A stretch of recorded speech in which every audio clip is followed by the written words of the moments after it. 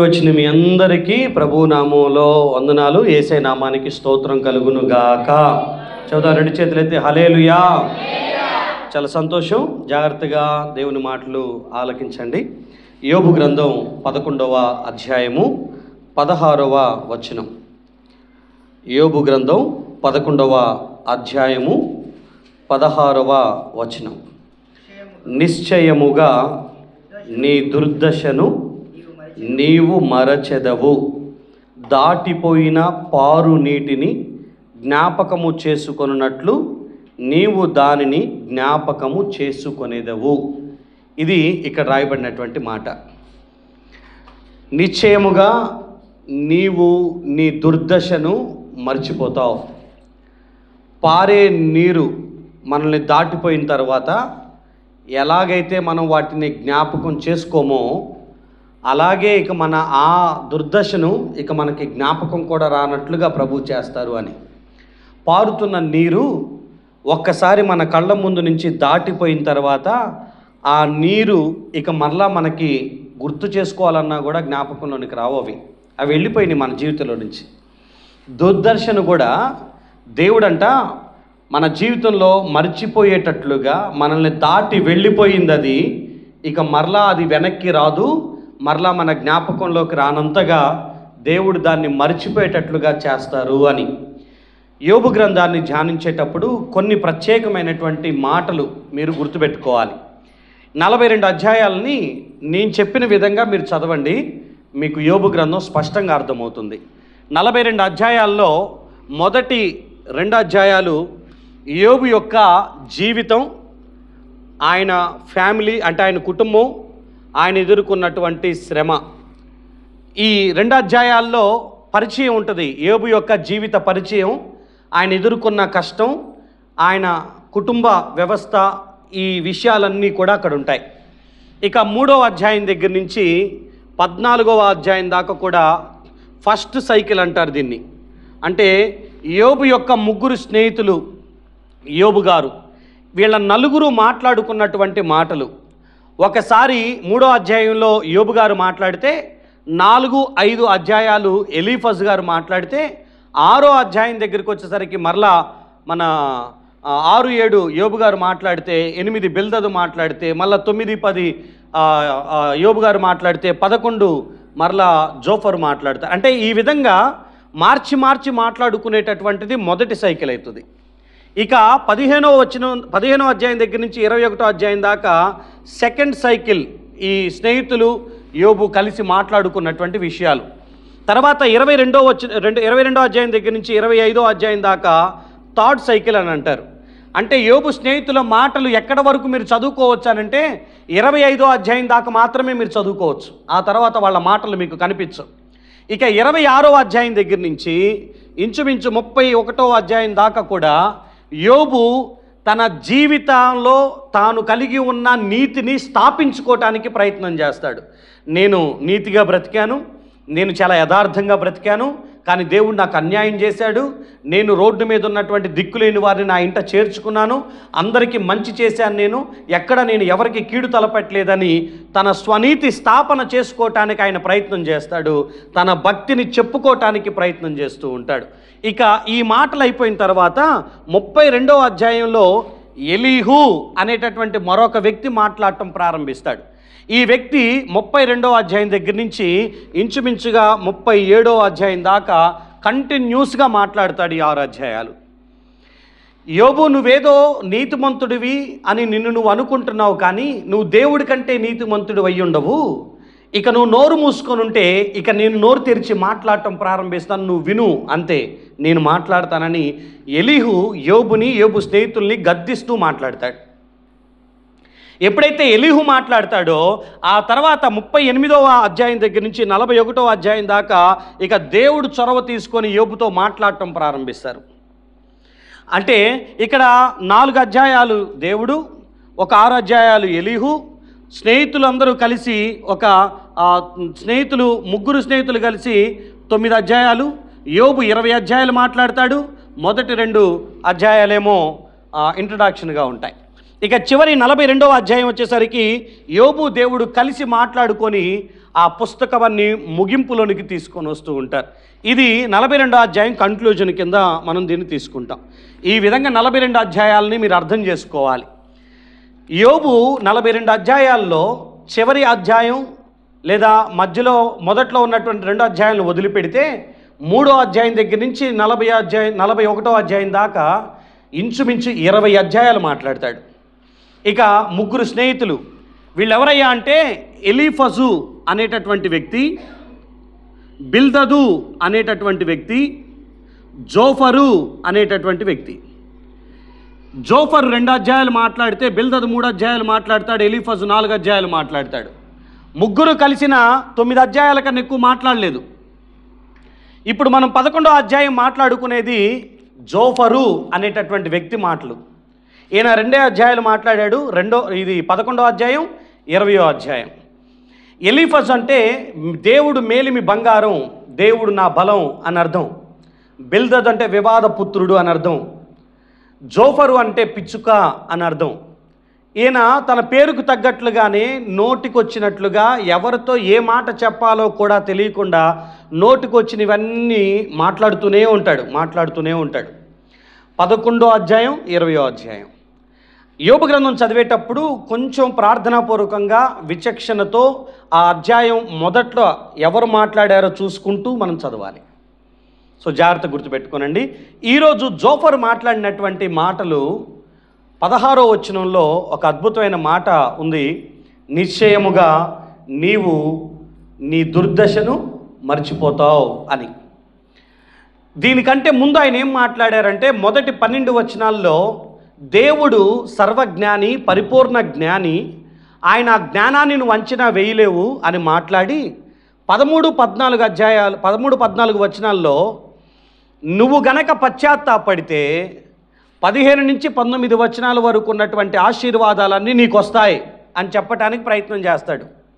దానికోసం 13వ వచనం 14వ వచనంలో ఆయన ఏం ఉపయోగిస్తాడంటే, ఇదిగో నీ మనసును నువ్వు తిన్నగా నిలుపుకొని నీ చేతులు ఆయన వైపు చాపితే, నీ చేతిలో నువ్వు చూసుకుంటున్నప్పుడు దుర్మార్గత కనిపిస్తే దాన్ని తొలగించుకొని నీ గుడారంలో ఉన్న దుర్మార్గతను నువ్వు దూరం చేసుకుంటే నిశ్చయముగా దేవుడు నీకు ఇదిగో ఇలాంటి ఆశీర్వాదాలు ఇస్తాడని 15-19 వచనాల వరకు కంటిన్యూగా కొన్ని దీవెనలు చెప్తాడు.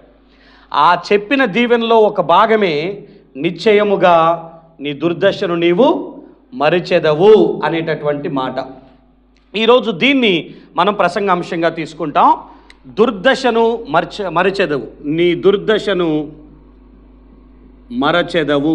ఇది ఈరోజు మన అంశంగా తీసుకోనండి. నిశ్చయముగా నీ దుర్దశను నువ్వు మర్చిపోతావు. ఇంతకీ దుర్దశ అంటే అర్థం ఏంటి?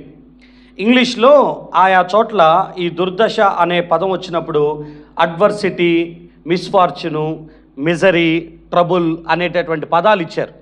అంటే ప్రతికూలతలు లేదా దురదృష్టం, బాధ, కష్టం, నొప్పి, శ్రమ, ఇబ్బంది, ఇలాంటి పదాలన్నీ కూడా దుర్దశలో ఉన్నవాడికి ఆపాదించబడినటువంటి పదాలు.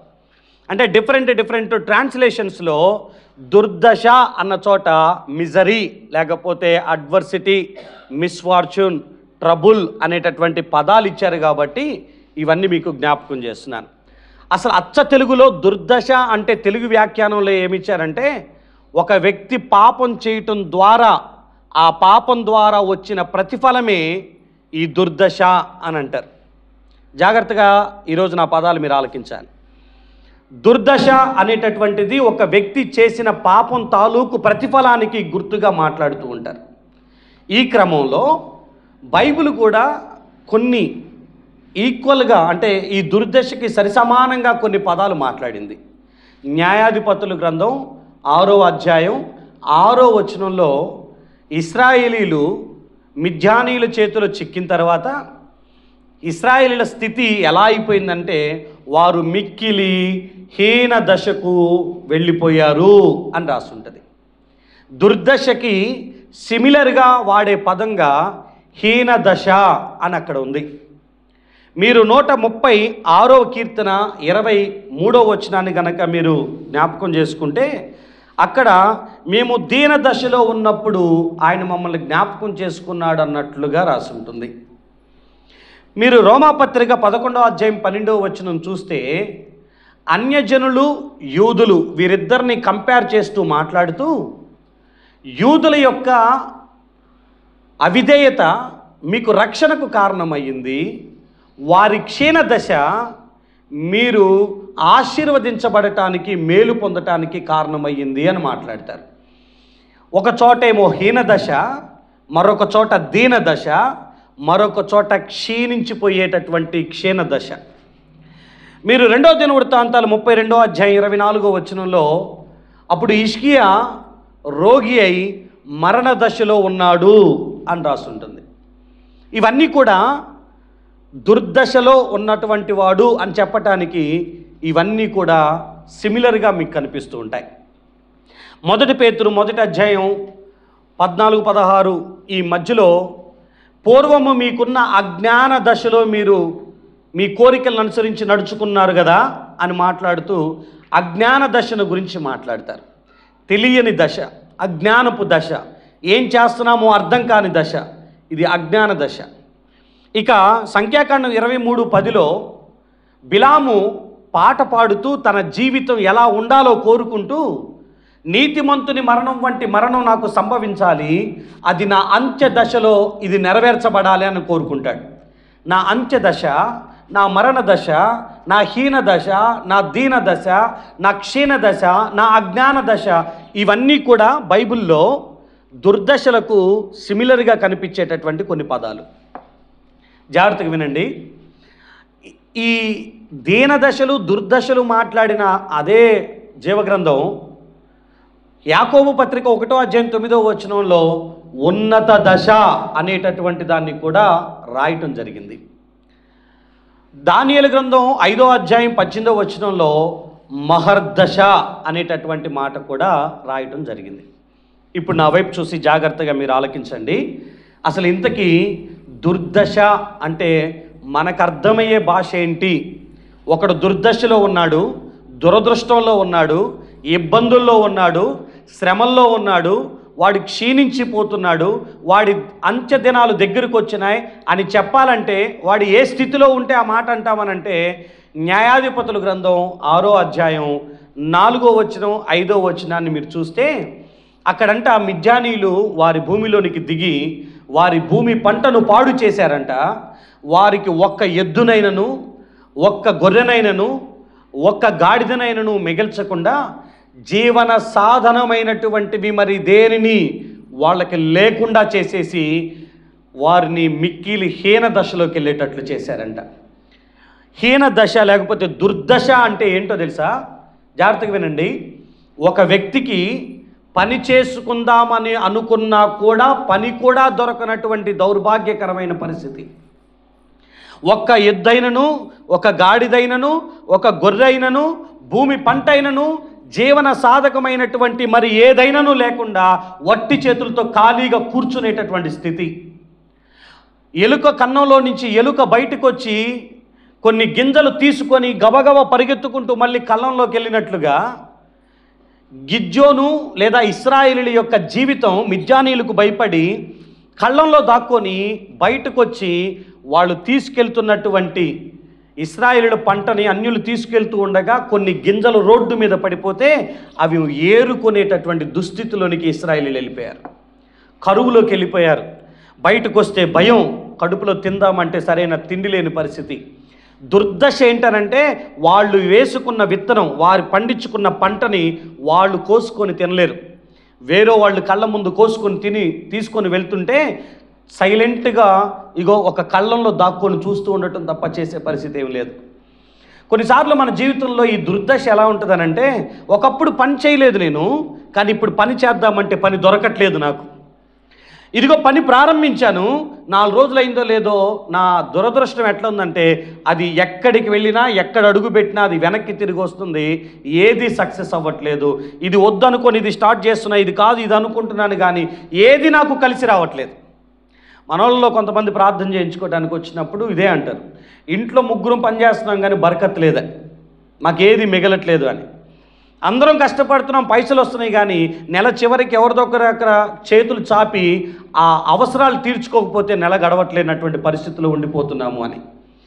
సంపాదన ఉంది, కానీ అనుభవించటానికి అవి మన జీవితంలోనికి, ఆ కష్టార్జితాన్ని అనుభవించే స్థితిలోనికి మనం వెళ్ళలేకపోతుంది.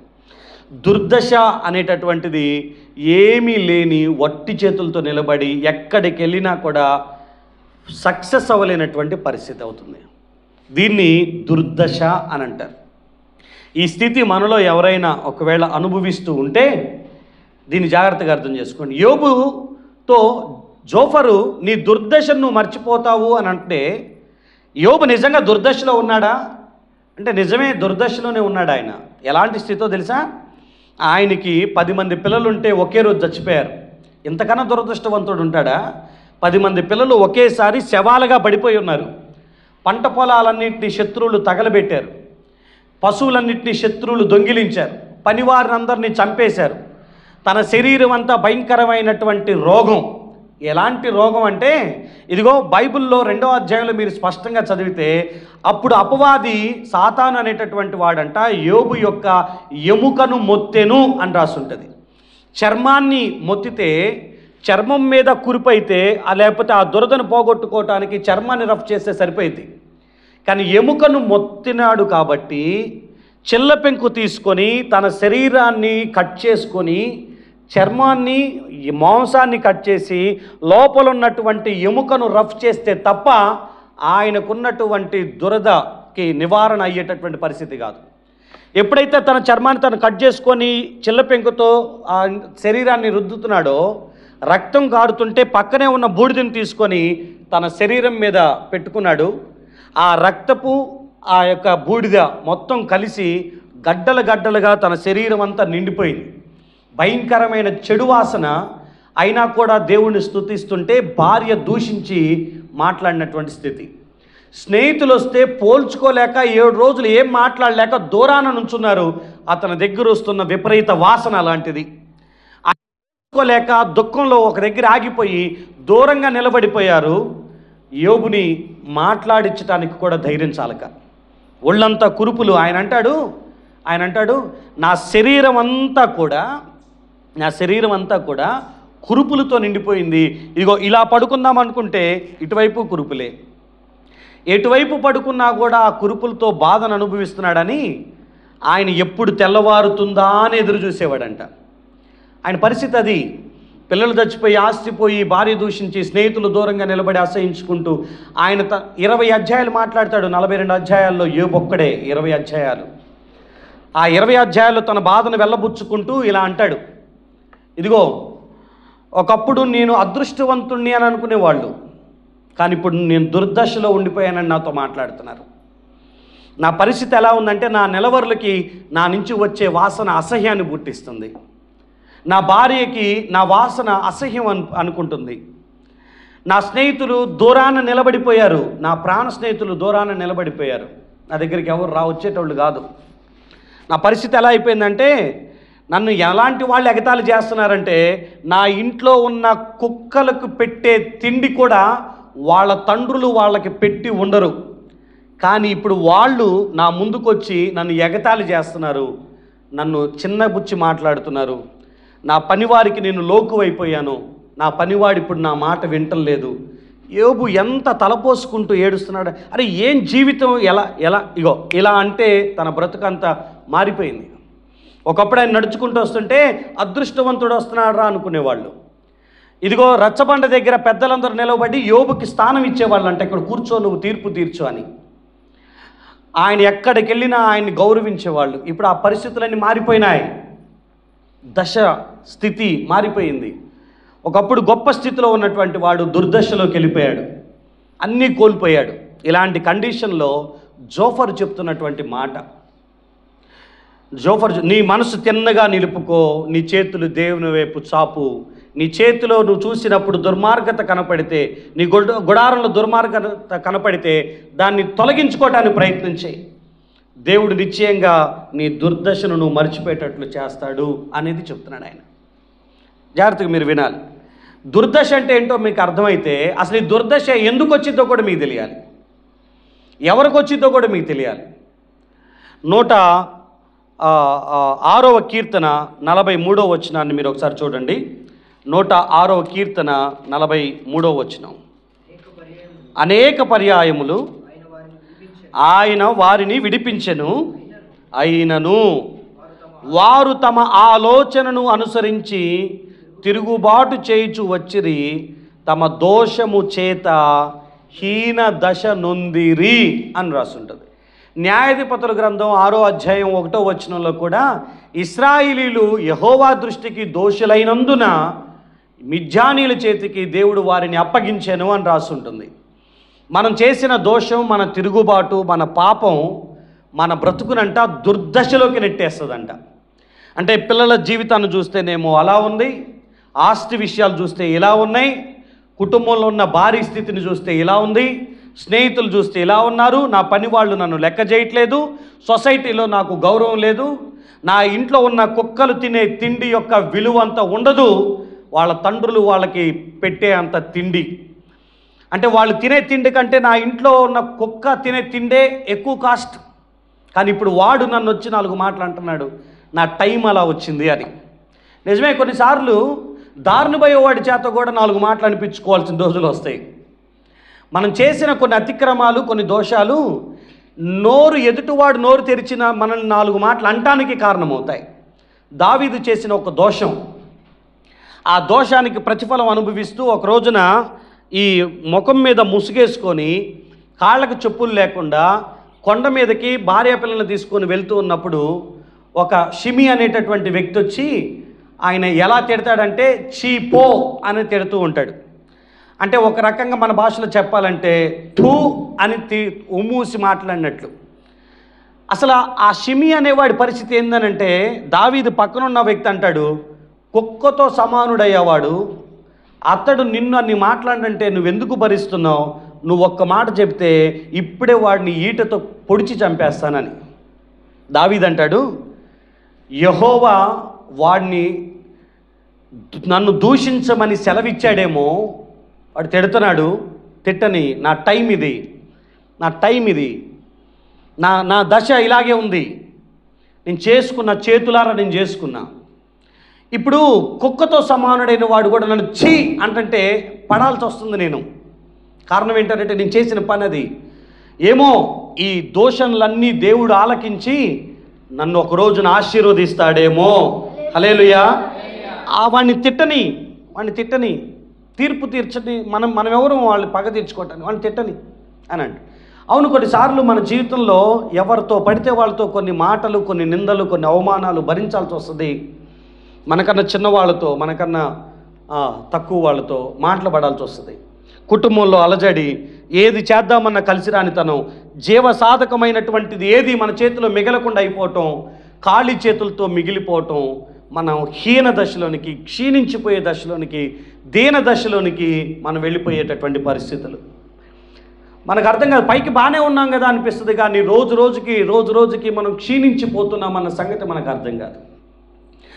యోబు జీవితం చూడండి, తను ఎంతగా ఆధ్యాత్మికంగాను, ఆర్థికంగాను, తన ఆరోగ్యపరంగాను ఎంత క్షీణించిపోతున్నాడంటే రోజుకి స్నేహితులు, నువ్వు దుర్దశలో ఉన్నావా, అది పోవాలంటే ఈ పని చేయాలి, అది పోవాలంటే నువ్వు ఈ పని చేయాలి.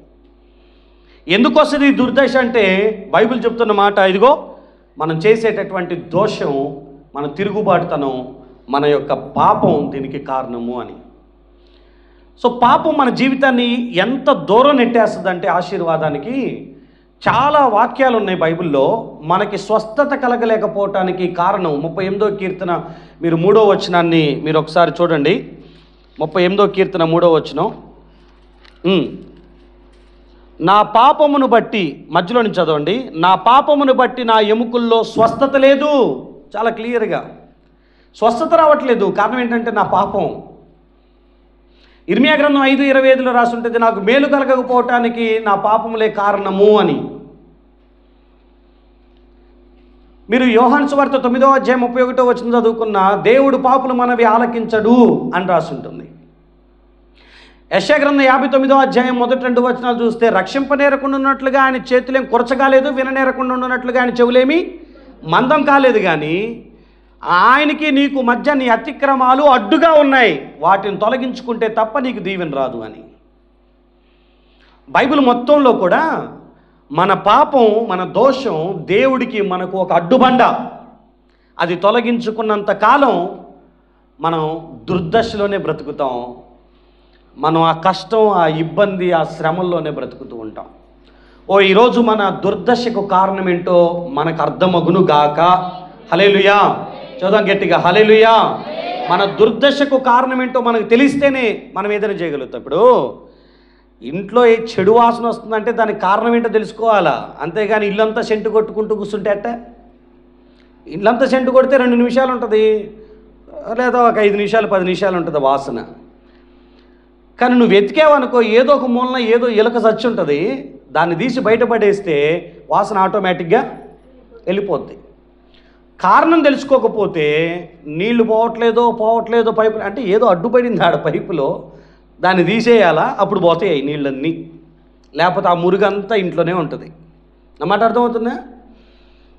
మీరు ఎంత పెద్ద ఎంబీబీఎస్ దగ్గరికి వెళ్ళండి, ఆయన ఫస్ట్ డయాగ్నోస్ చేయకుండా మీకు మందులు రాసేయడు.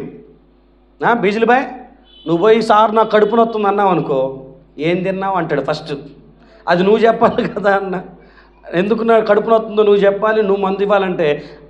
ఆయన మందు ఇవ్వాలంటే ఫస్ట్ నిన్ను 100 క్వశ్చన్లు అడగాలి. ఏమని? రాత్రి ఏం తిన్నావు, మొన్నేం తిన్నావు, పొద్దునేం తిన్నావు, ఎప్పటి నుంచి నొత్తుంది, కుడివైపు నొత్తుందా, ఎడం వైపు నొత్తుందా, కడుపంతా నొత్తుందా, ఆగాగి వస్తుందా, కంటిన్యూగా వస్తుందా, ఇన్ని మాటలు అడగాలి ఆయన. అప్పటికీ అర్థం కాకపోతే చేయి పెట్టి నొక్కుతాడు, అప్పటికి తెలవకపోతే స్కానింగ్కి పంపిస్తాడు. నేను చాలామంది కడుపు నొప్పి వాళ్ళని చూశాగా, చాలామంది కడుపు నొప్పి వాళ్ళని. స్వర్ణమేర వాళ్ళ బంధువు తీసుకెళ్ళి దవాఖానలో పడేశారు పాపం పిల్లగాడిని. ఆడికి ఏం నొప్పో అర్థం కావట్లా, వాడు కడుపు నొప్పి. అన్ని ప్రయత్నాలు చేసిన తర్వాత స్కానింగ్ చేస్తే బబ్బెర్లు తిన్నాడంట. కడుపంతా తిని కడుపంతా బబ్బెర్లు ఉన్నాయి, అది అరగల. ఇక అంతే, సరుపు నీళ్ళు పోసినట్టు నోట్లో ఆ నీళ్లు పోతే ఇటు నుంచి మొత్తం పోతే అప్పుడు కానీ క్లియర్ అవ్వాలి మనోడు కడుపు నొప్పి. కొన్నిసార్లు సమస్య ఎట్లా వచ్చిందో తెలిస్తే తప్ప దాన్ని క్లియర్ చేయలేం. నీ దుర్దశకి, నీ హీనదశకి కారణం ఏందనంటే నువ్వు చేతులారా చేసుకున్న నీ పాపం, నీ చేతులారా చేసుకున్నటువంటి నీ దోషం, ఎవరైతే వదిలే అనుకునేటటువంటి నీ మూర్ఖత్వం, నీ విధానం నిన్ను ఎక్కడిదా తీసుకెళ్ళిందయ్యా అనంటే దుర్దశలో పడేసింది. ఎటు చూసినా అన్ని తలుపులు మూయబడేటట్లుగా, ఏ ఆశీర్వాదానికి నువ్వు సమీపస్తుడిగా లేకుండా చేసినట్లుగా అయిపోతుంది. ఇప్పటికీ నీకు అర్థం కాకపోతే నీకు అర్థమయ్యేటట్లు దేవుడు తెలియపరచును గాక. హల్లెలూయా. నీ దుర్దశను నువ్వు గుర్తెరుగుదువు గాక. ఇప్పుడు దుర్దశ పోవాలంటే ఏం చేయాలి? మీకు బైబిల్లో ఒకళ్ళు ఒక సలహా ఇచ్చారు. ఆమె పేరు, మీరు ఒకసారి సామెతల గ్రంథం 31వ అధ్యాయం దగ్గరికి రండి. సామెతల గ్రంథం 31వ అధ్యాయం దగ్గరికి రండి. ఆమె లెమూయేలు తల్లి. ఆమె తన కుమారుడికి చెప్తూ, అయ్యా మందు తాగమాకయ్యా, రాజువు కదా నువ్వు, అది నీకు తగదు. నీ అధికారులు కూడా మందు తాగకూడదు, ఎందుకంటే న్యాయాన్ని అన్యాయంగా తిప్పేస్తారు మందు తాగితే. ఈ మందు ఎవరికి ఇవ్వాలో తెలుసా? బాగా పేదరికంలో ఉన్నవాడికి ఇవ్వు, శ్రమలో ఉన్నవాడికి ఇవ్వు. 7వ వచనం చూడండి. 7వ వచనంలో ఏమంటారంటే, వారు త్రాగి తమ పేదరికాన్ని మరుతురు, తమ శ్రమను ఇకను తలంచుకుందురు అని అంటుంది. అంటే ఈ దుర్దశను మర్చిపోవాలంటే కొంతమంది టెంపరీ సొల్యూషన్ ఏంటంటే మందు దాగి మత్తులో దూలితే ఆ 2-3 గంటలు నీకు ఏది గుర్తురాదని. సైకలాజికల్గా, మానసికంగా మనిషి ఒత్తిడికి గురవుతున్నప్పుడు మానసిక డాక్టర్లు ఏం చేస్తారో తెలుసా? అంటే ఈ సైక్రాటిస్ట్ ఏం చేస్తారు?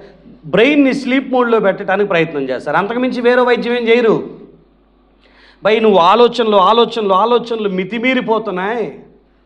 నీ స్థితిని గురించే నువ్వు ఆలోచించుకొని, ఎందుకు వీళ్ళు నన్ను అంటున్నారు, ఎందుకు ఈ పేదరికం వచ్చింది, ఎందుకు నాకేం దొరకట్లేదు, ఎందుకు నాకు మిగలట్లేదు, ఎందుకు నా జీవితం ఎలా ఉంది, ఎందుకు నా పిల్లలు ఇలా అయిపోతున్నారు, ఎందుకు నా భార్య, నా పిల్లలు, నా కుటుంబం, నా స్నేహితులు ఎందుకు ఇలా తిరగబడుతున్నారు అనంటే అర్థం కాక ఆలోచనలు పెరుగుతున్నప్పుడు, ఇదిగో కొంత మత్తంట ఆ 2-3 గంటలు ప్రశాంతంగా అన్నీ మర్చిపోయేటట్లు చేస్తంట. లెమియేలు తల్లి అంటది, పేదరికాన్ని మర్చిపోవాలంటే, ఆ దుర్దశను మర్చిపోవాలంటే, ఆ శ్రమను మర్చిపోవాలంటే మందు దాగి పెట్టాడు. ఇదే చెప్పినా కదని చెప్పేసి మీరిల్లు తెల్ల చేసే లేపారు. ఆ పనులు చేయమాకండి. ఆమె చెప్పింది దేవుడు చెప్పాడని కాదు, ఆమె వాళ్ళ కొడుకు ఏదో సలహాలు ఇచ్చుకుంటుంది. నువ్వు తాగొద్దు, అవి వాళ్ళకి తాగుతారు, అవి నీకెందుకు అని చెప్తుంది. ఓకేనా? హలో ఉన్నారా? హల్లెలూయా. ఉన్నారా? తెల్ల బాటిల్ బ్యాచ్ ఎవరు ఉన్నారా? 200 వందనాలు మీకు.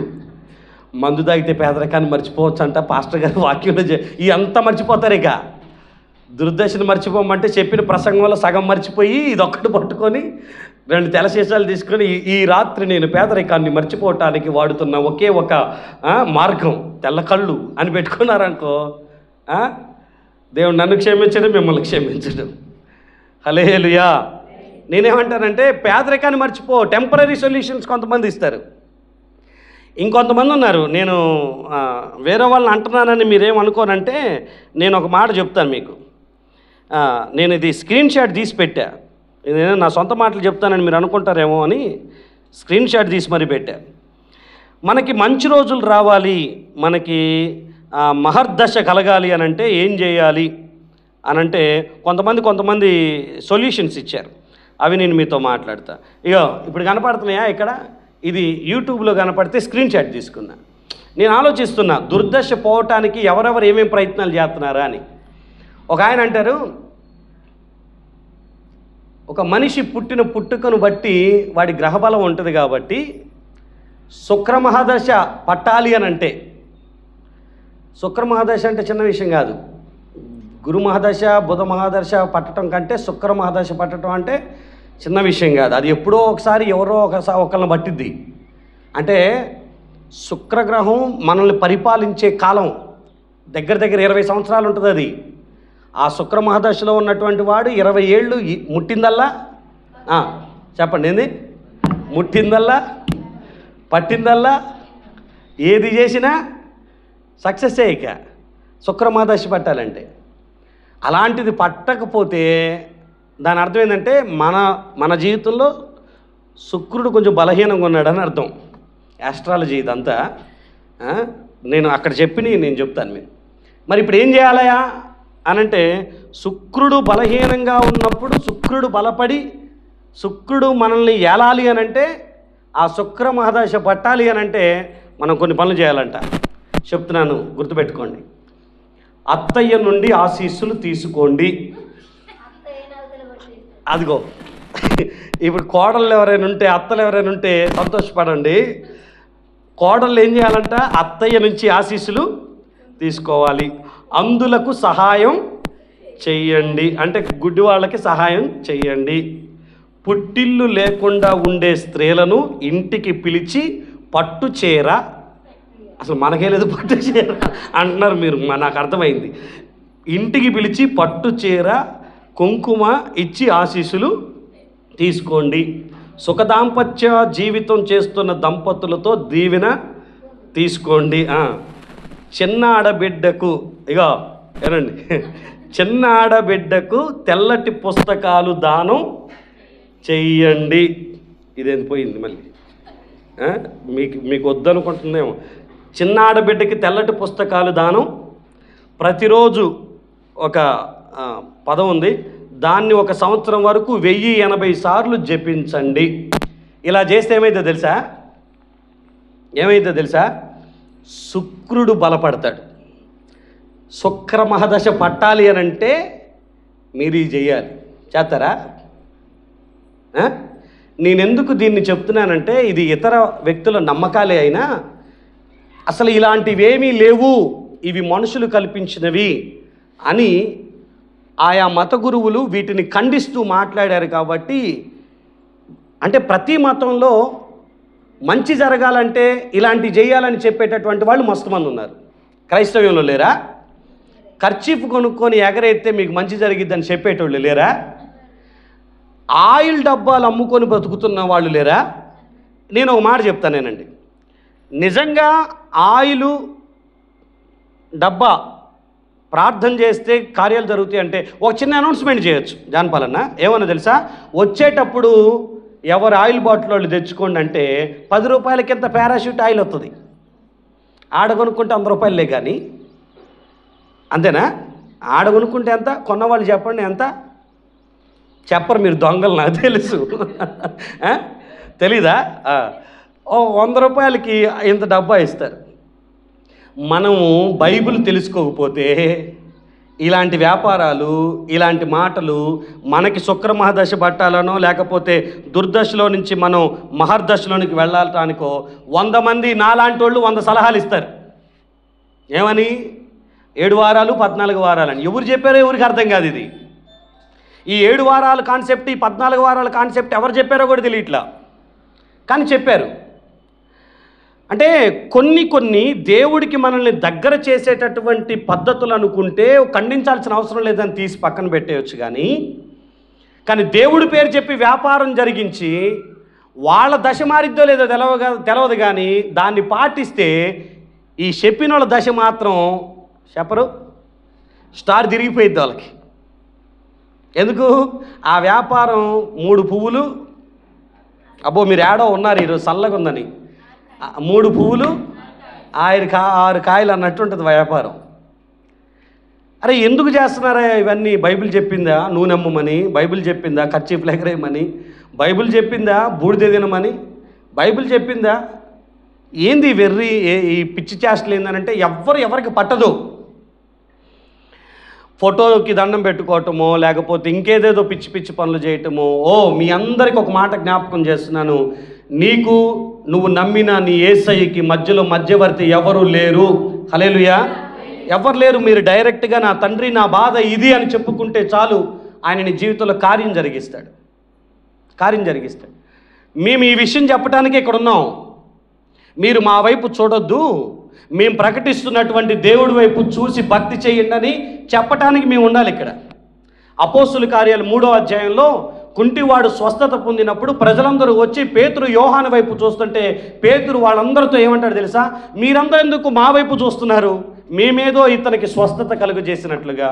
మీరు ఎవరినైతే సిలువ వేసి చంపారో ఆ నజరేయుడైన యేసు సజీవుడై ఇదిగో ఇతనికి స్వస్థతను చేకూర్చాడు, మీరు ఆయన వైపు చూడండి అని తన వైపు చూస్తున్న ప్రజల్ని దేవుడి వైపు తిప్పేటటువంటి పరిచర్య నిజమైన పరిచర్య అనిపించుకుంటుంది. కానీ ఈ రోజులు అట్లేదు. ఎందుకు ఒకసారి మా మందిరానికి మీరు రాకూడదు? ఎందుకు? 7 స్వస్థతలు జరుగుతున్నాయి కాబట్టి, 7 అద్భుతాలు జరుగుతున్నాయి కాబట్టి ఎందుకు రాకూడదు ఒకసారి మీరు? మనకి పుణ్యక్షేత్రాలు లేవు, స్థల బలం లేదు, కేవలం యేసయ్య నామ బలం తప్ప. హల్లెలూయా. యేసు నామంలోనే సమస్త కార్యాలు జరుగుతాయి తప్ప పుణ్యక్షేత్రాలు, స్థాన బలాలు, స్థల బలాలు, వస్తు బలాలు మనకు లేవు. వీళ్ళు చెప్పిన పాస్టర్ల మాటలు నమ్మమాకండి. బైబిల్ని బాగా చదవండి. మోసగించబడరు, అన్యాయం చేయబడరు. మీకు ఆశలు పెంచి మిమ్మల్ని కింద పడేయటానికి లేదు. నేను ఈరోజు ఈ వర్తమానాన్ని కూడా ఒక మాట చెప్తున్నాను. నీవు నీ దుర్దశను మరచెదువు అని చెప్పినటువంటి ఆ పదం కూడా బైబిల్లో ఏ వాగ్దానమైనా పైన షరతు లేకుండా దేవుడు ఎవరిని ఆశీర్వదించినట్లుగా మీకు కనపడదు. పైన ఏమి రాసింది? 13వ వచనంలో నీ మనసును తిన్నగా నిలుపుకున్న ఎడల, నీ చేతులు ఆయన వైపు చాపిన ఎడల, నీ చేతిలో చూసినప్పుడు ఆ పాపం కనపడితే దాన్ని తీసివేసుకుని నీ గుడారములో ఉన్న దుర్మార్గతను తొలగించుకున్న ఎడల నిశ్చయముగా నీ దుర్దశను నీవు మరుస్తావు అని. మీరు ద్వితీయోపదేశకాండం 28వ అధ్యాయంలో చాలా వాగ్దానాలు అప్పుడప్పుడు తీసుకుంటూ ఉంటారు. నువ్వు తలగా ఉంటావు, తోకగా ఉండవు. నువ్వు పైవాడిగా ఉంటావు, కిందివాడిగా ఉండవు. అనేకులకు ఇచ్చివాడిగా ఉంటావు, పుచ్చుకునేవాడిగా ఉండవు అని. వాగ్దానాలు మంచియే. నీ పిండి పిసుకు తొట్టి దీవించబడుతుంది, నీ గంప దీవించబడుతుంది, నీ గర్భఫలం దీవించబడుతుంది, నీ భూఫలం దీవించబడుతుంది, మంచిదే. నువ్వు లోపలికి వచ్చినా బయటికి వెళ్ళినా, కూర్చున్నా నుంచున్నా ఆశీర్వాదమే. కానీ ఎప్పుడో తెలుసా? 1వ వచనంలో మాట ఉంటుంది, నీవు నీ దేవుడైన యెహోవా మాటను శ్రద్ధగా విని దాని ప్రకారంగా అనుసరించి నడుచుకుని ఎడల ఈ దీవెనలన్నీ నీ మీదకి వస్తాయి అని. ఫస్ట్ మాట మనకు అవసరంలా. దేవా నా గర్భఫలం దీవించబడుతుందన్నావు, కానీ ఈ సంవత్సరం అంతా నా గర్భఫలం దీవించబడలేదే. పైనున్న కండిషన్ చదవము, అది చెప్పేవాళ్ళు లేరు, వినటానికి రెడీగా మనుషులు కూడా లేరు. ప్రేమతో ఈ మాట జ్ఞాపకం చేస్తున్నాను. టెంపరరీ సొల్యూషన్స్ కోసం వెతకమాకండి. మనుషులు చెప్పేటటువంటి మాయ మాటలకి గురైపోమాకండి. బైబిల్లో ఏదన్నా వాక్యాధారమైనటువంటి సొల్యూషన్ ఉంటే దాన్ని గట్టిగా పట్టుకోనండి. ఎందుకంటే చెప్పింది మాట తప్పని దేవుడు కాబట్టి ఆయన కార్యాలు జరిగిస్తాడు. మనుషులు చెప్పే మాటల్లో అబద్ధాలు ఉంటాయి, దేవుడు చెప్పే మాటల్లో అబద్ధాలు ఉండవు. అబద్ధమాడుటకు ఆయన నరుడు కాదు అని రాసి ఉంటుంది. సో జాగ్రత్తగా ఈ పదాలు వినండి. మరి ఎలా ఈ ఈ యొక్క దుర్దశ ఎలా పోతుంది అని అంటే, ఈ దుర్దశ నుంచి తప్పించేది శుక్రగ్రహమో, లేకపోతే మందో, లేకపోతే కర్చీఫ్లో, లేకపోతే ఆయిల్లో, లేకపోతే ఇంకేదో కాదు. కానీ మొదటి సమూయేలు గ్రంథం 10వ అధ్యాయం 19వ వచనంలో మీరు చూస్తే సమూయేలు ఇశ్రాయేలు ప్రజలందరితో మాట్లాడుతూ, మీరు నమ్మిన దేవుడు ఎలాంటి వాడో నేను చెప్తున్నాను వినండి అని 19వ వచనంలో ఒక అద్భుతమైన పదం వాడతారు. చూస్తారా? 10:19. అయినను మీ దుర్దశలన్నిటినీ ఉపద్రవములన్నిటినీ పోగొట్టి మిమ్మును రక్షించిన మీ దేవుడు అని రాస్తుంటుంది. మీ ఉపద్రవములు, మీ దుర్దశలన్నిటినీ తప్పించి మిమ్మల్ని రక్షించిన మీ దేవుడు. అలాంటి దేవుణ్ణి కాదని ఎవరో ఒక మనిషిని రాజుగా కావాలని మీరు కోరుకుంటున్నారు అని అంటారు. ఇక్కడ కూర్చున్న మీ అందరికీ ఈ పదాన్ని జ్ఞాపకం చేస్తున్నాను. మీ దేవుడు మాత్రమే మీ దుర్దశలన్నిటినీ తప్పించి పోగొట్టి మిమ్మల్ని రక్షించేటటువంటి వాడు తప్ప మనుషులు ఎవ్వరూ కాదు, మనుషుల ఆలోచనలు కాదు. నమ్మమాకండి ఎవరు ఏది చెప్తే అది. ఇంకొక ఆయన అంటున్నాడంట, అట్టిపళ్ళు తింటే మీకు గర్భఫలం వచ్చిద్దని. ఇది ఎక్కడి చాదస్తమో అర్థమై చావట్లా, ఇది ఎక్కడ గోలో అర్థమై చావట్లా. కొత్త ఆచారాలు, కొత్త వ్యవహారాలు భూమి మీద మనుషులకి పుట్టగొడుగులు వచ్చినట్టు వచ్చేస్తూ ఉన్నాయి. వాళ్ళ ఆలోచనలు ఎక్కడి నుంచి వస్తున్నాయో తెలియట్లా. మరి ఇదే వ్యక్తి ఈ మాట కూడా చెప్పేడుతుంటే, మీరు ఇంటికి వెళ్ళి అట్టిపండుకి ప్రార్థన చేసుకుని తినండి అని. లేదు, మా దగ్గరికి వచ్చి మా చేతుల మీదకి అట్టిపండు తింటేనే మీకు గర్భఫలం వచ్చిందని. అరే ఎన్ని కొత్త విషయాలు వస్తున్నాయి చూడండి. బైబిల్లో దేవుడిచ్చినటువంటి వాగ్దానం ఏంటనంటే, నిశ్చయంగా మీ దుర్దశను మీరు మర్చిపోతారు. దేవుడు ఒక కార్యం జరిగించబోతున్నారు. అది ఎలా ఉంటుందంటే, మీరు యోహాను సువార్త 16:21లో ప్రసవ వేదన పడుతున్నటువంటి తల్లంట ఆ వేదనను ఎప్పుడు మర్చిపోతుందో తెలుసా? బిడ్డను కన్న తర్వాత ఎవరైనా ఒకళ్ళు, అమ్మా ఇదిగో నీ గర్భం నుంచి భూమి మీదకి ఒక నరుడు వచ్చాడు అని ఆ బిడ్డను చూపిస్తే, ఆ బిడ్డను చూసిన నెక్స్ట్ మినిట్ తన వేదనంతా మర్చిపోయి ఆ బిడ్డని గుండెలకు హత్తుకునిద్దంట. ఈరోజు మీతో ఈ మాట అంటున్నాను, మీ దుర్దశను మీరు ఎలా మర్చిపోతారు అని అంటే, నా దేవుడు మీ కళ్ళ ముందు చూపించబోయే ఒకే ఒక సూచన మీ దుర్దశ అంతా మర్చిపోయేటట్లుగా చేయబోతున్నాడు అని. హల్లెలూయా. అది ఎటువంటి కార్యం, ఎలాంటి శుభకార్యం మీకు చూపిస్తాడో, వినిపించబోతున్నాడో దాని మీద మాత్రమే ఫోకస్ చేయండి. మీరు జకర్యా గ్రంథం 10వ అధ్యాయం 6వ వచనం దగ్గరికి మీరు రండి. జకర్యా గ్రంథం 10వ అధ్యాయం 6వ వచనం. జకర్యా గ్రంథం 10వ అధ్యాయం 6వ వచనం. అక్కడ లాస్ట్ లైన్లో ఒక మాట ఉంటుంది. నేను వారి మనవి ఆలకింపగా నేను వారిని విడిచిపెట్టిన సంగతి వారు మరచిపోవుదురు అని రాసి ఉంటుంది. ఒక శుభకార్యం నువ్వు కన్నులారా చూసినప్పుడు నీ దుర్దశను మర్చిపోయేటట్లుగా, రెండోది ఆయన నీ మనవి ఆలకించినప్పుడు ఆయన మిమ్మల్ని విడిచిపెట్టాడన్న ఆ సంగతిని కూడా మీరు మర్చిపోయేటట్లుగా, జస్ట్ దేవుడు నా ప్రార్థన ఆలకించాడన్న ఒక్క మాట చాలు, ఒక్క సూచన చాలు, నా దేవుడు నా దుర్దశను తొలగిస్తున్నాడు, ఇక నాకు అది గుర్తు రానంతగా దేవుడు దీవిస్తాడు అనేటటువంటి రోజులు రా. మీకు గుర్తుందా? 2020, 2021 ప్రపంచం అంతా పాండమిక్ ఎదుర్కొన్న పరిస్థితిలో కళ్ళ ముందే చుట్టుపక్కల వాళ్ళందరూ చావు కేకలు, కనీసం ఇంటికి కూడా శవం రాకుండా తీసుకెళ్ళిపోయి వాళ్ళే పూడ్చిపెడుతున్నటువంటి పరిస్థితులు. వాళ్ళు చనిపోతున్న అదే రోజు మనకిక్కడ స్మెల్ పోయింది, టేస్ట్ పోయింది, ఒంటి నిండా జ్వరం ఉంది, మన రెస్పిరేటరీ కూడా సరిగ్గా పనిచేయట్లేదు, శ్వాస ఆడట్లేదు. మనమేం జాగ్రత్తలు తీసుకున్నది లేదు, బలమైన మందులు వాడింది లేదు, హాస్పిటల్కి వెళ్ళిపోయి ఐసోలేట్ అయింది లేదు. మనం కూడా కోవిడ్ బారిన పడినా చావు మన దాకా రాకుండా అలాంటి రోజు ఒకటి మేము అనుభవించాము. మా చుట్టుపక్కల మరణాలే మా జీవితంలో కూడా అది అటాక్ అయినా మేము నేటికి సజీవంగా ఉన్నాం. 2021 ఆ 2 సంవత్సరాల్లో ఏ పని లేకుండా ఇంట్లోనే కూర్చొని ఈ పూటకెలా రేపటికెలా అని ఆలోచించుకునేటటువంటి రోజులు మేము అనుభవించామని ఇప్పుడు కనీసం గుర్తు కూడా లేనంతగా దేవుడు మనల్ని ఆశీర్వదించాడు. హల్లెలూయా. మీకు కనీసం ఆలోచన వస్తుందా? 4 ఏళ్ళు అయిపోయింది. ఆ రోజును గుర్తు చేసుకోవటానికి కూడా ఇష్టం లేదు. ఆ రోజులు ఇట్లా జరిగినాయి అని నెక్స్ట్ జనరేషన్కి మనం చెప్తే వాళ్ళు నమ్మటానికి కూడా సిద్ధంగా ఉండరు. ప్రపంచం అంతా 3-4 నెలలు ఇంట్లోనే కూర్చున్నారు అని అంటే ఎవరు నమ్మే పరిస్థితి కాదు. ఇంత ఆధునిక ప్రపంచంలో ప్రపంచం ఒక 2 సంవత్సరాలు స్తంభించిపోయిందంటే, ఒక చిన్న వైరస్కి వణికిపోయింది, కోట్లాది మంది చచ్చిపోయారంటే ఎవరు నమ్మే పరిస్థితి కాదు. కానీ ఆ టైంలో మనం బ్రతుకుతామో లేదో కూడా మనకు తెలియదు. మన బలంతో మనం బ్రతకలేం, మన డబ్బుతో మనం బ్రతకలేం. ఎంతోమంది మనకంటే డబ్బు కలిగిన వాళ్ళు లక్షల కోట్లు కుమ్మరించినా కూడా వాళ్ళ ప్రాణాలకు నిలపబడల. కేవలం దేవుని కృప మనలో. మీరు నమ్మండి, ఒక్కళ్ళు మరణించారు అన్న వార్త కూడా ఆ 2 సంవత్సరాల్లో ఈ చెవికి వినపడకుండా దేవుడు చేసినందుకు ప్రభునామానికి స్తోత్రం కలుగును గాక. హల్లెలూయా. ప్రతి బిడ్డ, ప్రతి కుటుంబం, ఏ ఇంటిలో ఎలాంటి దుర్వార్త వినకుండా ప్రభు సహాయం చేశారు. మన పిల్లల్లో ఎవ్వరికి ఏది జరగకుండా దేవుడు గొప్ప కార్యం జరిగించాడు. ఆ విషయంలో దేవుడికి నిజంగా వందనాలు.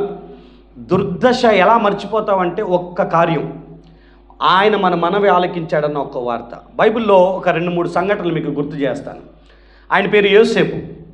చిన్న వయసులోనే తల్లి చనిపోతే వాళ్ళ తండ్రి కొంచెం గారాబం చేశాడు. 16 ఏళ్ళు వచ్చిన తర్వాత అన్నదమ్ములు పగబట్టారు, గుంటలో పడేసి చంపేయాలనుకున్నారు, అమ్మేశారు, తండ్రికి చచ్చిపోయాడని అబద్ధం చెప్పారు. 16 ఏళ్ల కుర్రోడికి తల్లి తండ్రి లేరు, అన్నదమ్ములే కళ్ళ ముందు అమ్మేసిన పరిస్థితి. సంతలోకి పశువుని తీసుకెళ్ళి పెట్టినట్టుగా యోసేపును పెడితే పోతీఫరు కొనుక్కొని వెళ్ళాడు, ఒక జంతువును కొన్నట్టు. జీవితకాలపు బానిసగా బ్రతకడానికి కొనుక్కొని వెళ్ళిపోతే పోతీఫరు భార్య వేసిన నిందకి జైల్లోకి వెళ్ళిపోయాడు.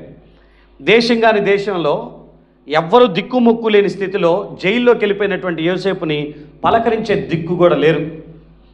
సరిగ్గా ఒక టైం వచ్చింది, అది ఆదికాండం 41వ అధ్యాయం. రాజుగారి దగ్గర నుంచి కబురు వచ్చింది.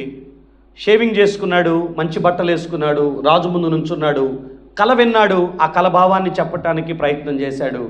వెంటనే రాజు అతనికి ఒక మంచి పదవినిచ్చి ఒక యాజకుడి యొక్క కుమార్తెనిచ్చి పెళ్లి చేసి తన జీవితాన్ని సెటిల్ చేశారు. సరిగ్గా 41వ అధ్యాయం 51వ వచనం వచ్చేసరికి ఆయనకి మొదటి కుమారుడు పుడతాడు. ఆ కొడుకు పుట్టగానే ఆయన మాట్లాడిన మాట ఏంటో తెలుసా? నా దేవుడు సమస్త బాధలన్నిటినీ నా తండ్రి ఇంటి వారందరినీ మరచిపోయినట్లుగా చేశాడు గనుక ఇతడికి మనష్షే అని పేరు పెడతాను అని అంటాడు. ఆ మొదటి కుమారుడి పేరు మనష్షే, అంటే మరచుట అని అర్థం. నా బాధలన్నీ, నా కుటుంబస్తులందరినీ నేను మర్చిపోయాను. మర్చిపోవటం అంటే అప్పుడు దాకా గుండెల్లో వారి కుటుంబస్తులు చేసినటువంటి ప్రతి గాయం ఆయన గుండెల్లో అలాగే ఉండిపోయింది. లేదా తన తండ్రి మీద ఉన్న దుఃఖం అలాగే ఉండిపోయింది. తన అన్నదమ్ములు చేసిన మోసం అలాగే ఉండిపోయింది. తన సమస్త బాధలన్నీ తనని బాధిస్తూనే ఉన్నాయి. కానీ ఒక్క కుమారుడు పుట్టేసరికి ఆయన అంటున్నాడు, నా సమస్త బాధలు, నా తండ్రి ఇంటి వారిని నేను మరిచిపోయాను అని. రెండో కుమారుడు పుడితే ఇదే ప్రాంతంలో దేవుడు నన్ను అభివృద్ధి పరిచాడు కాబట్టి ఎఫ్రాయిము అని పేరు పెట్టుకున్నాడు. గుర్తుపెట్టుకోనండి, ఎప్పుడైనా ప్రభు చిత్తమైతే ఈ అంశాన్ని మనం మాట్లాడుకోవాలి. ఫర్గెట్ లేదా ఫర్గివ్ అండ్ ఫర్గెట్ అనేటటువంటి ప్రసంగం క్షమిస్తేనే మర్చిపోగలుగుతాం, లేకపోతే అలాగే గుండెల్లో మోస్తూ ఉంటాం. మనలో ఎవరైనా ఎవరి చేతైనా బాధించబడితే, ఎవరి చేతైనా దూషించబడితే, ఎవరి చేతైనా మనసు నొప్పించుకుంటే ఫస్ట్ వాళ్ళ అన్న మాటల్ని మర్చిపోవటానికి ప్రయత్నం చేయమాకండి. ఫస్ట్ మీరు చేయాల్సింది వారిని ప్రభునామాన్ని బట్టి క్షమించటం అలవాటు చేసుకునండి. ఆ తర్వాత ఆటోమేటిక్గా వారు మీకు చేసిన కీడుని, వారు చేసిన నష్టాన్ని మర్చిపోవటానికి ప్రారంభిస్తారు. నా మాటలు మీరు అర్థం చేసుకోనండి. క్షమించకుండా వాళ్ళు చేసిన కీడును మనం మర్చిపోవటం అసాధ్యమైనటువంటి విషయం. లోపల వారిని క్షమించం, బయటికి మాత్రం లేదా మనసుకు మాత్రం అది మర్చిపోవాలనేటటువంటి ఆలోచన ఉంటుంది. నా అక్క నన్ను ఈ మాట అంది, నా అన్న నన్ను ఈ మాట అన్నాడు, నా చెల్లి ఈ మాట అంది, నా తమ్ముడు నన్ను ఈ మాట అన్నాడు, నా ఇంటి వాళ్ళు నన్ను ఈ మాట అన్నారు, నా స్నేహితుడు ఈ మాట అన్నాడు, నా తల్లి నా తండ్రి ఈ మాట అన్నారు. నేను అంటున్నాను, ఫస్ట్ వాళ్ళని క్షమించండి, ఆ తర్వాతే వాళ్ళు చేసిన కీడును మనం మర్చిపోవటానికి ఆస్కారం ఉంటుంది. లేకపోతే గుండెల్లో అదే బరువు అలాగే ఉంటుంది. ఈరోజు నీ దుర్దశని, నీ హీన దశని నువ్వు మర్చిపోయేటట్లుగా చేయుట కొరకై ఇదిగో యోసేపుకి ఎలాగైతే ఫర్గివ్ అండ్ ఫర్గెట్ అనేటటువంటి ఒక నినాదాన్ని దేవుడు ఇచ్చాడో, నీ జీవితంలో కూడా ఎంతమంది నిన్ను గాయపరిచారో వారందరినీ ప్రభు నామాన్ని బట్టి ఇదే రోజు క్షమించుదువు గాక. హల్లెలూయా. క్షమించి అప్పుడు మర్చిపోండి. ఇక జీవితంలో మళ్ళాక అది మిమ్మల్ని బాధించదు. వాళ్ళు కంటికి మీకు గమనించారా, మిమ్మల్ని బాధ పెట్టిన వాళ్ళు మీ ఎదురు కనపడినప్పుడల్లా మీకు గుర్తొస్తూనే ఉంటారు. వాళ్ళు అన్నది గుర్తొస్తూనే ఉంటుంది, వాళ్ళు చేసిన కీడు గుర్తొస్తూనే ఉంటుంది, వాళ్ళు అన్న మాటలు తిరుగుతూనే ఉంటాయి మన మైండ్లో, వాళ్ళు చేసిన కీడంతా గుర్తొస్తూనే ఉంటుంది. ఒక్కసారి క్షమించేయండి, వదిలిపెట్టేసేయండి, మర్చిపోండి ఇక. ఎందుకనంటే మీకు నా దేవుడు ఉన్నత దశను మహర్దశను కలుగజేయాలనుకుంటున్నప్పుడు ఈ దుర్దశకు సంబంధించినటువంటి ఈ విషయాలు మర్చిపోవాలి మనం. మీకు కొన్ని లేఖనాలని నేను మీకు చూపిస్తాను. యెషయా గ్రంథం 65వ అధ్యాయం 16వ వచనాన్ని, 54వ అధ్యాయం 4వ వచనాన్ని చదవండి. యెషయా గ్రంథం 65వ అధ్యాయం 16వ వచనం.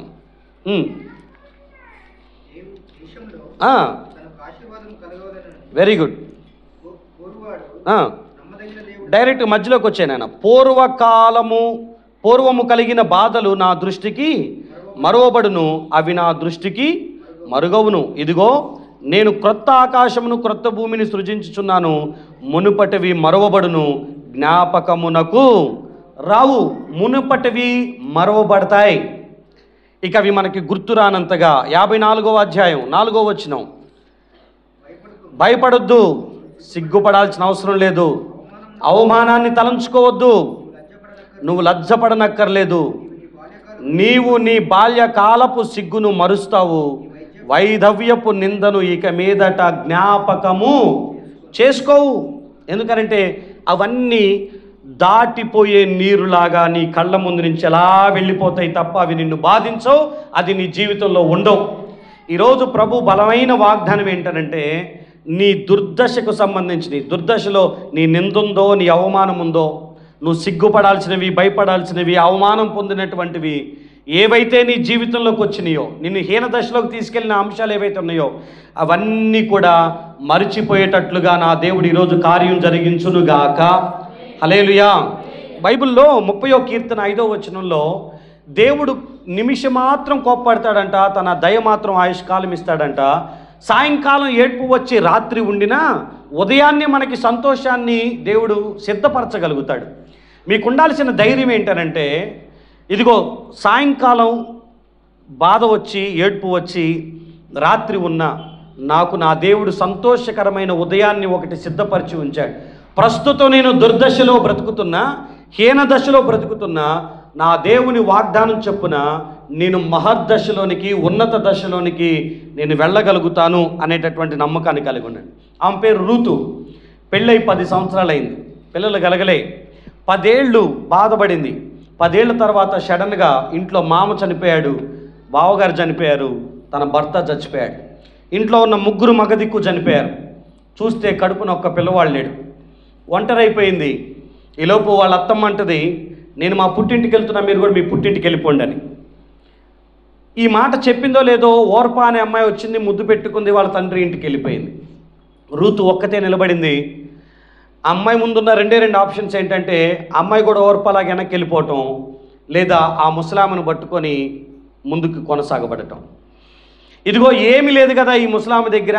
ఆమె అంటది, నయోమి ఆ ఊర్లోకి వెళ్ళినప్పుడు, బెత్లెహేంలోకి వెళ్ళినప్పుడు, సమృద్ధి గలదాన్న ఇక్కడి నుంచి వెళ్ళాను, ఏమీ లేని రిక్తురాలిగా నా దేవుడు నన్ను చేశాడు, నా చేతుల్లో ఇప్పుడు ఏమీ లేదు అని మాట్లాడుతుంది.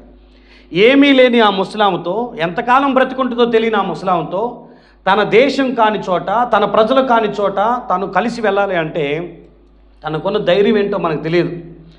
ఆమె మాట్లాడిన మాటల్లో ఆమె ధైర్యం ఏంటంటే, నీ దేవుడే నాకు దేవుడుగా కావాలి, నీ జనమే నాకు జనం అవ్వాలి, నువ్వెక్కడ పాతి పెట్టబడతావో నేను అక్కడ పాతి పెట్టబడాలి. ఏమున్నా లేకున్నా ఆయన ఉంటే సమస్తం ఆయనే సమకూరుస్తాడు. ఈ దుర్దశను, ఈ మోడుబారిన బ్రతుకును ఆయన మాత్రమే మార్చగలుగుతాడని రూతు నమ్మింది. అందుకే వెళ్ళింది. ఎంత గొప్ప దేవుడు అంటే ఆయన, ఏ పొలంలో అయితే గింజలు ఏరుకోవటానికి వెళ్ళిందో, ఏ పొలంలో కొంగు చాపి గింజలను దానంగా తీసుకుందో, ఏ పొలంలో లైన్లో నిలబడి జీతం కోసం చేతులు చాపిందో, ఇప్పుడు అదే పొలంలో ఒక రోజున ఆ పొలపు యజమానిని పెండ్లాడి ఆ పొలంలో పని వాళ్ళకి ఏమే గింజలు ఇచ్చే స్థాయిలోనికి, ఏమే ఇంకొకరికి జీతం ఇచ్చే స్థాయిలోనికి దేవుడు తీసుకుని వెళ్ళాడు. నా కడుపున ఎవరూ లేరనుకునే బాధ కూడా లేదు, ఇప్పుడు మర్చిపోయేటట్లు చేశాడు. ఎందుకంటే ఓబేదు అనేటటువంటి ఒక గొప్ప సేవకుడిని దేవుడు రూతు గర్భాన ఇచ్చాడు కాబట్టి. దేవుడు రూతు జీవితాన్ని ఎంత చిగురింప చేశాడు, ఎంత ఉన్నత దశలోని తీసుకెళ్ళాడంటే, క్రీస్తు వంశావళిలో కూడా ఈ మోయాబురాలు యొక్క పేరు రాయబడే అంత గొప్ప జీవితాన్ని దేవుడు ఆమెకు అనుగ్రహించాడు. యోబు జీవితాన్ని చూడండి.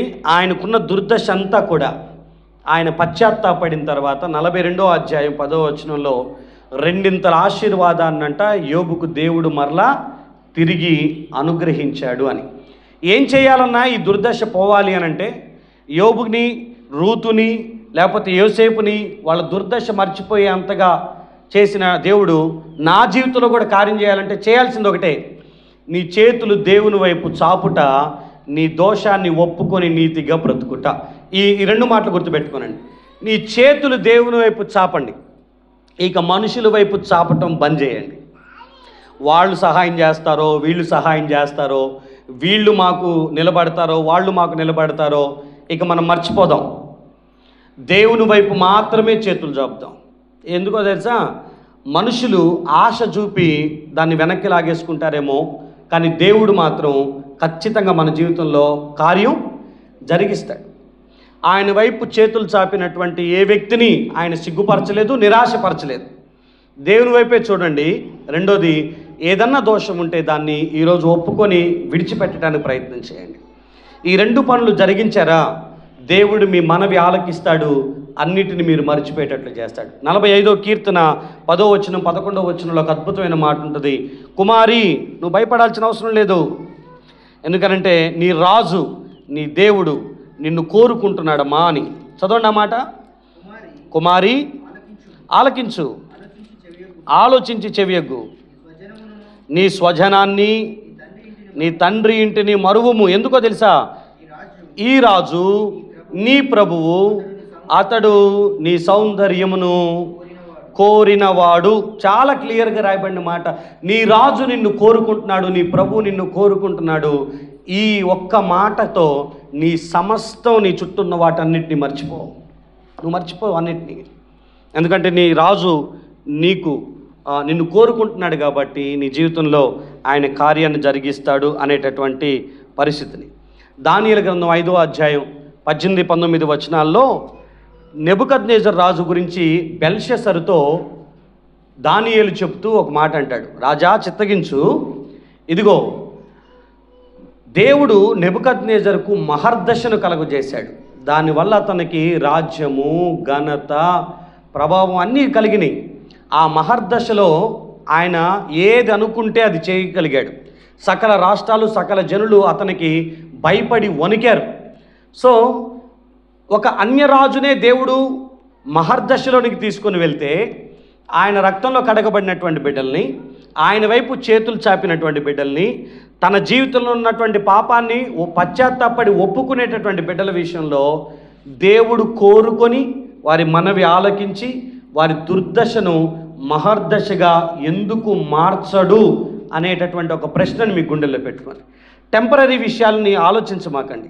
ఎవరో ఏదో చెప్పారని దాన్ని ఫాలో అవ్వమాకండి. బైబిల్ చెప్తున్న మాట, ఆయన వైపు చేతులు చాపండి సహాయం కోసం. మన జీవితంలో ఉన్న దుర్మార్గతను తొలగించుకోనండి. ఖచ్చితంగా దేవుడు మన జీవితంలో దుర్దశను తొలగించి మహర్దశను, ఉన్నత దశను కలిగించునుగాక. మోకరించండి, కళ్ళు మూసుకోనండి, ప్రార్థన చేసుకుని మనం ముగించుకుందాం. పరిశుద్ధుడా, మీ కొందనాలయ్యా, ఈ సమయంలోని పరిశుద్ధమైన శ్రేష్టమైన ఘనమైన నామం చేరి ప్రార్థన చేస్తున్నాను. నా ప్రభువా, హీన దశలోనికి ప్రభువా, మేము దుర్దశలోనికి మేము వెళ్ళిపోయాం. మా అంత్య దశ మా కళ్ళ ముందే ఉంది ప్రభువా. మేము ఈ దుర్దశలోనికి వెళ్ళటానికి కారణం మా అవిధేయత, మా దోషం, మా పాపమే కారణమయ్యా. మేము చేసుకున్న చేతులారా మా బ్రతుకులో మా అతిక్రమమే ఈరోజు ఈ స్థితిలోనికి వెళ్ళటానికి కారణమైంది. ప్రభువా, సహాయం చేయండి. ఎట్టి కృతం చేతనైనను మాకు ఈ దుర్దశ మర్చిపోయేటట్లుగా మీరు చేయుదురు గాక నాయన. మా దుర్దశను నిశ్చయముగా మేము మర్చిపోయేటట్లుగా అయా, పారే నీరు మమ్మల్ని దాటిపోయినప్పుడు మేము ఎలాగైతే దాన్ని ఇక మరలా వెనక్కి చూడమో, అలా మా జీవితంలో ఉన్న దుర్దశ అంతా మమ్మల్ని దాటి వెళ్ళిపోవును గాక నాయన. ఘనమైన కార్యం చేయండి. మా నిందను మేము మర్చిపోవాలి, మా అవమానాన్ని మేము మర్చిపోవాలి అయా. మాకున్న ఈ పేదరికాన్ని మేము మర్చిపోవాలి. మేము పడుతున్న ఈ శ్రమ, ఈ కష్టం, ఈ రోగం ఇక మాకు గుర్తు రానంత దీవెన మీ నుంచి మేము పొందుకొందుము గాక నాయన. యోబుకి ఇక గుర్తు లేదు. మొదట పుట్టినటువంటి పిల్లల యొక్క మరణాన్ని అతను గుర్తు చేసుకోవటానికి కూడా వీలు లేనంతగా అయా, ముగ్గురు అందమైనటువంటి కుమార్తెలను నువ్వు అనుగ్రహించావు అయా. యోసేపుకి మనష్షే లాంటి శ్రేష్ఠుల్ని, ఎఫ్రాయిం లాంటి శ్రేష్ఠుల్ని ఇచ్చావు ప్రభువా. వారు పుట్టినప్పుడు సమస్త బాధను అతను మర్చిపోగలిగాడు అయా. నువ్వు మా మనవి ఆలకించావు అన్న తెలిసిన ఆ ఒక్క క్షణం మేమన్నిటినీ మర్చిపోతున్నామయ్యా. నువ్వు మమ్మల్ని కోరుకున్నావన్న ఒక్క మాట అన్నిటిని మేము మర్చిపోవటానికి కారణమవుతుంది. మా పూర్వకాలపు బాధలు, మా మునుపటి సమస్త బాధను మేము మర్చిపోతున్నాం. మేము భయపడనక్కర్లేకని, లజ్జపడనక్కర్లేని అయా, మేము సిగ్గుపడనక్కర్లేనటువంటి అయా గొప్ప జీవితం మీరు మాకు దయచేయమని వేడుకుంటున్నాను నా తండ్రి. అయా, ఈ మాటలు వింటున్నటువంటి ప్రతి బిడ్డని, వారికి ఉన్నటువంటి ఆ దుర్దశని జ్ఞాపకం చేసుకుంటున్నాం అయా. భూపంట పోయింది, ఒక్క ఎద్దైనను గాడిదైనను లేకుండా జీవన సాధకమైనటువంటి వాటన్నిటినీ కోల్పోయిన పరిస్థితుల్లో బ్రతుకుతున్న ప్రతి బిడ్డని మీ చేతులుగా అప్పగిస్తున్నాను. పోగొట్టుకున్న దానికంటే రెండింతలుగా మరలా తిరిగి పొందుకొందురు గాక యేసు నామములో. మీరే సహాయం చేసి మీ నామానికి మహిమ, ఘనత, ప్రభావాలు ఆరోపించుకోమని కోరుకుంటూ, నా బిడ్డల జీవితాల్లో దుర్దశను తీసివేసి మహర్దశను, ఉన్నత దశను అనుగ్రహించమని, వారి దుర్దశను నిశ్చయముగా నీ కృపచేత మరిచిపోయేటట్లు చేయుదురు గాక నాయన. మీరే సహాయం చేయమని యేసు నామములో ప్రార్థన అడిగి పొందుకొనుచున్నాము తండ్రి. ఆమేన్.